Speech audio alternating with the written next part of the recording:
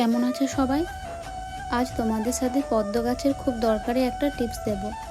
আমাদের পদ্ম ফুল যখন ফুটে শুকিয়ে যায় তখন আমরা অনেকেই এই মাঝখানের অংশটা বা বীজকোষটা এভাবে রেখে দিই।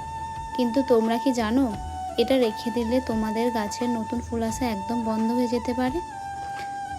ফুল শুকিয়ে যাওয়ার পর যখন এই বীজগুলি তৈরি হতে শুরু করে, গাছ তার পুরো এনার্জি এখানে খরচ করে ফেলে, যার ফলে নতুন করে যে কুড়ি আসবে সেই শক্তিটাই গাছের আর থাকে না।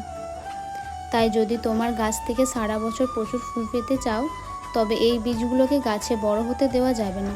ফুলটা পুরোপুরি শুকিয়ে গেলে একটা ধারালো কাঁচি দিয়ে এই ডাঁটিটা একদম নিচ থেকে কেটে ফেলে দাও। এটাকে আমরা বলি ডেড হেডিং। এটা কেটে দিলে গাছ বুঝবে যে তার বীজ তৈরির কাজ শেষ, তখন সে আবার নতুন নতুন কুড়ি তৈরি করায় মন দেবে। আমি তো আমার গাছের সব শুকনো ফুল আর বীজ এইভাবে কেটে পরিষ্কার করে দিই, যাতে আবার নতুন করে পদ্মগুলি কুড়ি করার এনার্জি পাই। তোমরাও আজই তোমাদের গামলাগুলি চেক করো আর শুকনো অংশগুলি কেটে ফেলো। ভিডিওটা কেমন লাগলো কমেন্টে জানিও, আর ভালো লাগলে একটা লাইক দিয়ে পাশে থেকো। টাটা।